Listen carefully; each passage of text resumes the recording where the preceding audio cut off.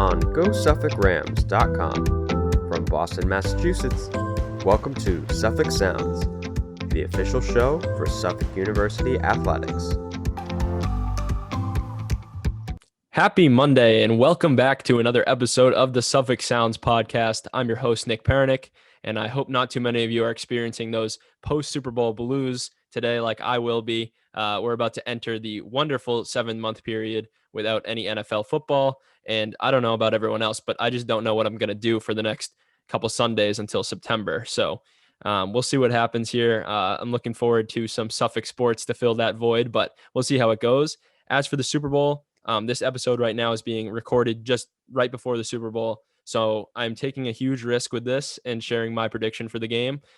If I'm right, tweet at me with my credit. I need my credit. I need that validation that I got my prediction right. So send that to me. Tweet at me at npernick39. If I'm wrong, just pretend you didn't listen to this. Pretend you're not watching. So my prediction is Chiefs 32, Bucks 24. Going against my guy TB12 is very gut-wrenching. But I just think the Chiefs overall are a better team. Please don't clown me on Twitter if I'm wrong, but hey, it goes with the territory. Nonetheless, I'm glad you joined me for yet another episode, this time with two guests at one time, and those guests being senior softball captains Constance Phelan and Hailey Cockroft. Before we dive into that interview, however, I'd like to share some exciting news coming out of the Suffolk University Athletic Department this week, as the 2021 captains have been named for several teams. Congratulations are in order for Shayna Coate, Madison Duff, Peyton Dawkins, and Julia Volpe, who have been named the first captains in the history of the women's hockey team. Also, Mateus Cheeky-Fair, Nick Malm, and Hunter Toyota of the men's cross-country team, Olivia Chilcott of the women's cross-country team, Joe Vinci from men's hockey, William Bannon of the men's golf team, Gabriella DeCuomo, Jenny Rose DeCecco, and Rachel Lasarcina, all from the women's basketball team. And last but certainly not least, Kayla Barbara and Hannah Fabiano from the volleyball squad. So congratulations once again to them. Great honor and a great leadership group. And I'm sure your coaches are very proud, and your family and loved ones are very proud of you as well. So congratulations from the Suffolk Athletic Department and from the Suffolk Sounds podcast.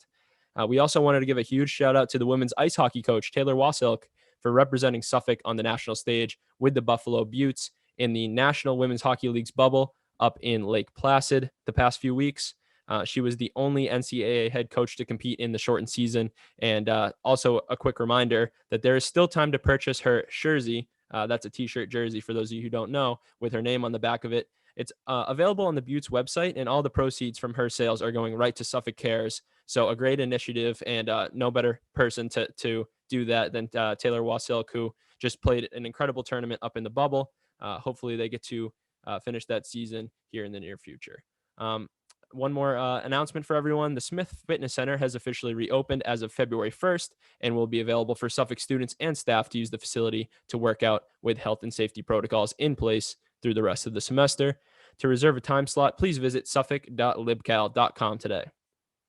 To stay up to date on all this news in the world of Suffolk athletics, make sure to bookmark our website, GoSuffolkRams.com, and turn on notifications for both Twitter and Instagram for @GoSuffolkRams. Now back to today's interview. Both Phelan and Cockroft will share their journeys to Suffolk University, and we will explore their favorite aspects of being a part of Ram Nation, including their softball careers, but also being a student and having their experiences down in the downtown area of Boston and beyond. Constance Phelan is a pitcher hailing from Longwood, Florida, double majoring in English and government, while Hailey Cockroft joins us up on Beacon Hill by way of Windham, New Hampshire, and acts as a utility fielder while studying marketing. That interview starts now. Now, Cece, Hailey, welcome to the show. This is the first time we've had two guests at once, and there's no better way to do it, I think, than with the softball co-captains. So thank you both for joining me so much. Of course. Happy to be here. It's awesome. Cece, I'm going to start with you because you come to us by way of Florida. And now it's been 4 years now that you've joined us up in Boston, up on Beacon Hill and playing out of Eastie. So got to tell me, it's a cold winter morning today. It's very cold. Talk to me about what it's like coming and the culture shock it's been from playing down in Florida your whole career and your whole life, and then coming up to Boston for the last 4 years. Well, my family's originally from up here, so I was used to the fact that it was going to be cold. But playing, it really changes a lot of things. Like pitching's not obviously, like, your fingers get really cold, so it can be a lot harder up north. And I remember my freshman year, we were up somewhere in Vermont and it started snowing during the game. And I leaned over to coach and I was like, Coach, it's snowing. And she was like, Cece, shut up. And I was like, it's snowing. And she was like, yeah, I know. Shut up. Like the umpire's going to call the game if you keep saying that. Like, shh. I'm sure that makes training a little difficult when you're up here versus when you're down there. I'm sure you could play year round down there, but up here it's just a little different. Yeah, just a little bit. So I also see here that you played golf down there. I'm sure you're not getting much golf in up here these days. No, it's a little bit too cold for me to play golf up here. The season down in Florida ranges from like August to October. So it's like 95 degrees. When it's cold, it's like 80 during golf season. So I was like, I'm good. I don't really know if I can golf in pants. I used to like sleeveless shirts in a sport. Right, of course. All right, Hailey, just quickly touching on your background here. You come to us from Windham, New Hampshire, as I mentioned before. What made you look at Suffolk University? I know it's not too far, but what made you interested in Suffolk? Was it softball, academics, a little bit of both? Ultimately, I was between 3 different schools from around here, but they were all completely different backgrounds. So I had like a city school, I had UNH, which was a big school, and then Endicott, another CCC school, which was like smaller. But ultimately, I was like, I want a city feel. I just grew up in a small town, and I was like, I've never really seen the city. May as well just try it. And the Suffolk just gave the best opportunity for softball, and I was like, I can't give that up yet. So And yeah. you mentioned joining the CCC this year, which I'll get into a little bit later. But let's first go back to last season now. The unfortunate pause that was put on the season. It's now approaching a year with no softball for both of you, which I'm sure has been tough. But just bring me through last year, through the season you had. I mean, both of you had been playing down in Florida. You'd got through your 10 games. We're about to play your cross common rivals, Emerson, and the season was put on pause. And there's been virtually no softball since then. So just run me through a little bit. I guess I'll ask Hailey first what that past 9 months has been like for you and what you've been up to in that time period. I would say it was a lot of a culture shock because we just came off preseason, which is like the busiest 6 weeks of our whole lives. We just like sometimes we practice at like 10 at night, sometimes we practice at 6 in the morning the next morning. So I feel like it's just 6 weeks of straight softball. And then to play those 10 games and then just be like, fly home and everyone just goes home. It was definitely just different and very boring. And I just didn't really know what to do with my time. So yeah, it was definitely difficult to process. And for you, CC, you're one of the main pitchers with the squad. And I know that you pitched about 71 innings your sophomore year. And last season you pitched just 10 innings. So what was that like, that switch and what do you want to see you get back to for this year? Last year was really different, especially because I studied abroad in the fall. So I wasn't around the team as much as I would have been in a normal year. So to come back and to be so much more excited for season because I hadn't had softball in 6 months and then to have it all just go away, it was really hard, especially coming off of like the best preseason of my career to then go into Florida and only pitch those games. It's hard to put that much work in and to see that much progress in your own playing ability and then not be able to prove it throughout the season. So I'm looking forward to hopefully having more than 10 innings this season. Maybe a few more games. And Hailey, as you touched on a little bit earlier, Suffolk is joining the CCC this year. It'll be your first season in a new conference out of your 4 years playing. What are you looking forward to with that conference? Does the goal remain the same for you guys? And just give me your overall thoughts. I like it better that we're in a new conference this year because I feel like no one's kind of expecting us. They don't really know what to expect out of us, and we don't really know what to expect out of them either. So it's kind of just like a clean slate.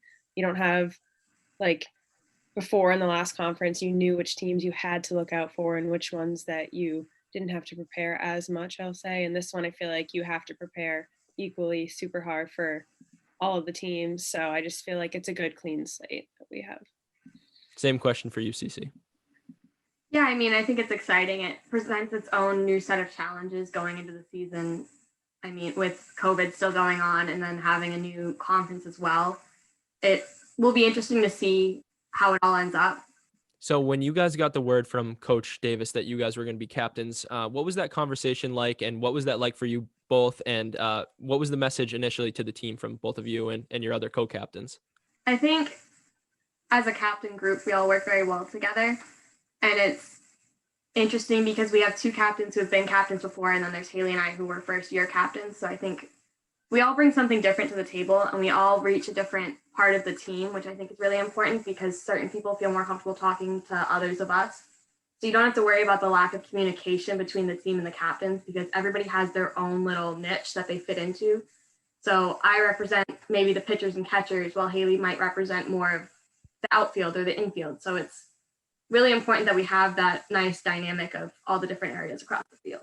That we all bring different things to the table, communication wise, like ability wise, just like position wise. I feel like we all just bring different things to the table and we reach different audiences. So I think it's a really good group and we all work together really well. So, and I think that we're the best group for this uncertainty COVID season right now. I feel like we still are all four really hard workers. So I feel like we're still going to keep people motivated during this uncertain time. So I'll ask both of you some of your favorite things about Boston, some of your favorite things about Suffolk softball. First of all, Hailey, where is your favorite place to play? It can be either home or away, but what's your favorite place to play at? Favorite park? My sophomore year, we played at Emmanuel a lot. So we played on their turf field and it overlooks the Prudential Center and everything. So it's just like a super pretty field and it's turf and it's always well kept.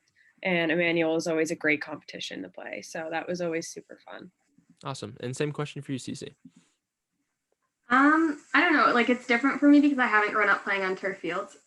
And clay in Florida is obviously a lot different than clay here. So like my favorite place to play is Florida when we go down.